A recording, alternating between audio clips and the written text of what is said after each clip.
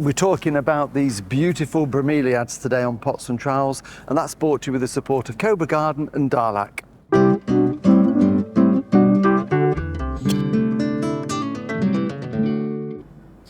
Hello and welcome to Pots and Trowels. Well, today I thought we'd look at something a little bit different, and it's these amazing plants that are all members of the Bromeliad family, and the person that knows more about them than anybody I know is Don here. And Don is from Every Picture Tells a Story, and he is a leading authority, aren't you, Don, on these plants? I try to be. You are? Yeah. So first of all, Don, because they look absolutely wonderful, and you've created this very naturalistic display here with them all hanging as they would grow. Tell us basically, what are bromeliads? Well, they are from a large family that are indigenous to the Americas, but now with the world being a smaller place, they are getting grown over a lot of the countries in the likes of Australia and now Asia, and really now big in the northern parts of America as well. I mean, where people very sneakily grow them all outdoors. I mean, one of the big problems I've got in the UK and Liverpool is we do this inside, so we do need the glass space and what have you, glass house space with heat. Because these won't stand any frost. These would grow in sort of rainforest. Is that where they would grow? Yeah. I mean, like some of the big varieties that we've got here, these are like northern Brazil. You know, the ones that you see hanging down, the Tillandsia, the air plant thing, they're everywhere. I mean, they grow in different parts. They grow in like the cloud forest, the likes of Mexico, even the southern states of North America. And surprisingly with this is, even though they're all called Tillandsia usinoides, when they're grown at different elevations and different places, they all look different, and you can only tell the difference if you've got them in front of you. Right. Yeah. Okay. Yeah. So how did you get into growing these? Because it's quite a specialist subject. Yeah, well, you know, I'd done my apprenticeship with Liverpool City Council, and then stayed with Liverpool City Council up until about 12 years ago, where this was part of what I did. And I just developed more and more of an interest in them specifically, and just built the collection up, and it's gone bigger ever since. Yeah, and turned it into a business, and Yeah, I mean, from my point of view, like, I'm more like a collector and a grower. Yeah. But we do, obviously, people are always asking us about where can we get the plants and what have you. So we do like shows throughout the year, just so, you know, people can buy them. Yeah, I mean, the display is beautiful, always is, wherever you are displaying, you do it amazingly. So lots of different types. Talk about this type, like the Varieseas and this sort of type that people would know as a bromeliad, because you've got them on the tree trunks. Is that how they would grow? Well, naturally, yeah, because they're what we call an epiphyte.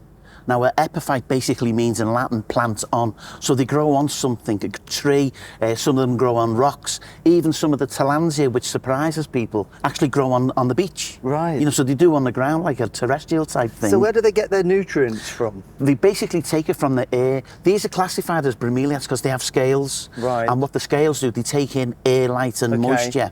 Certainly with the silver leaf Tillandsias, the air plants and that, they take in the three elements, air, light and moisture, and then convert that into a nutrient called malic acid. A lot of what we call the tank ones literally collect when it rains or leaves fall in or an insect might fall in, they'll get their sort of fertilizer nutrients from whatever is collected inside the plant. So this type with sort of the opening in the top, I mean, they're really attractive. Is that where they would take their moisture and food they would through get the it. top? If we look down the side and close up, you'll see all of these will have a glint of water in them. Once it rains, it obviously fills up, but you don't need to be filling them up all the time. If you look inside, if that little glint of water is all you need with the tank ones. Rightio. So if anybody is buying these, because they make amazing houseplants, don't they? Yeah. You know, if you were growing them in the house, I mean, shall we have a look? You've got some on your sales area. Can we? You can give us some tips how to look after them, because you are the man. I just love these. These are absolutely amazing, aren't they? Well, a lot of these Varieseas now, we've been growing for a while, and we actually got them from a nursery a few years ago now in Belgium, and we've actually named some of these ourselves because the nursery said they're not continuing with them and put a name on them. What they've asked us to do is not to breed them, which is something we won't do. No. So we put names on these. And a plant this side, like the Wild Atlantic Way, this Varisea, how old would that be? That now is about 12 years old. Really? Yeah, 12 years old. Yeah, they are quite slow growing, but they do get big. You know, a lot of the ones that we've got now, because they're only like, we've had them for about 5 or 6 years, we're waiting to see how big they go. Right. Because some of them will be smaller than others. Okay, so let's Yeah. have a look. Just so for example, Yeah. I'm a novice. Okay. If we look at one of the Varieseas, this one now, this is where, this is bizarre, this one I'm going to be telling you now, because this Varesea, this type of Varesea, you would keep the soil practically bone dry. Absolutely bone dry. So don't water through the pot. Don't water through the pot at all. You make sure you've always got water inside this part there. If you water this, it will rot. Difference with some of the Neoregelias, and this is one of the Neoregelia. With this one, but how do you tell the difference? Because Neoregelia and Varesea look similar. They're very similar. It's the flowering habit with these. Okay. When this one does eventually flower, this will send a spike right up, where the flower on these actually comes down the centre. Okay. And if you look down the centre with this one now, it's just, the flower is just starting to form. We should be able to pick up some flowers actually on the display where you can see it. Keep the soil moist. These are epiphytic. In the natural habitat, the root system is just like a wiry little system that's only used to hold on to the branch.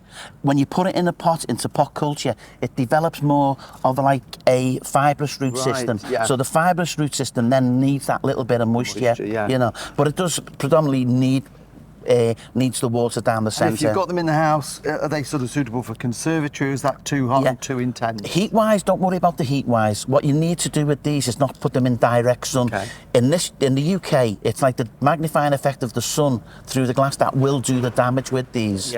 But even growing outside, you know, these would normally grow on a canopy, so they would want this like just like a dappled light effect coming through.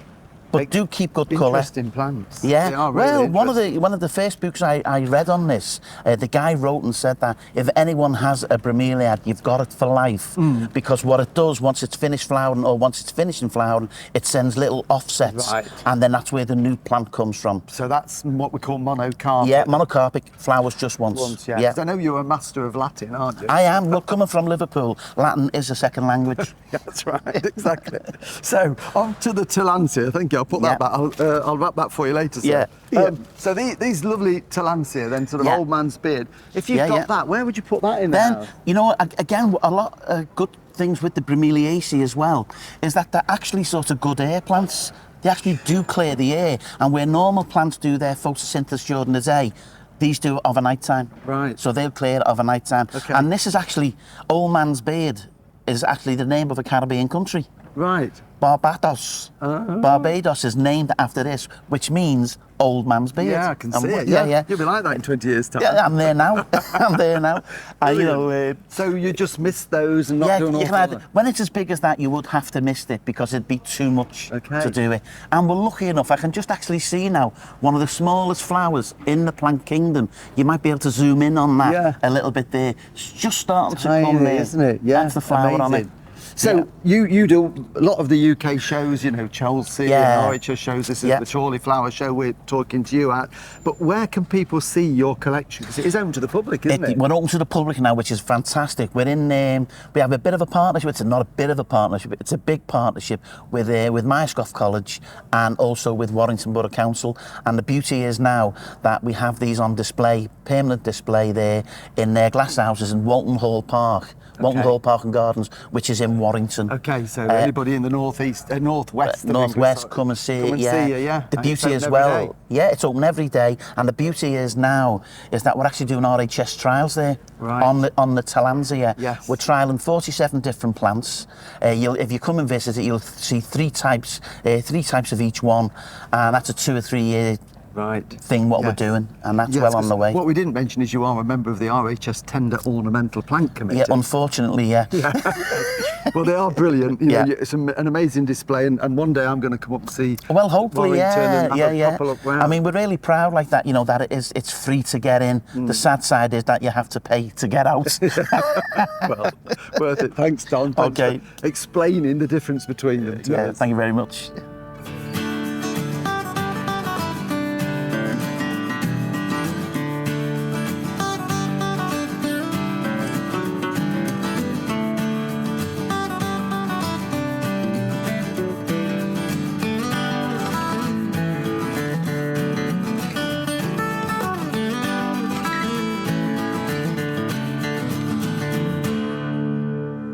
Thank you for watching Pots and Trowels, and remember you can watch all the videos that we've done on YouTube, where of course you can subscribe for free. We'll be back again next week, so we'll see you then. Bye.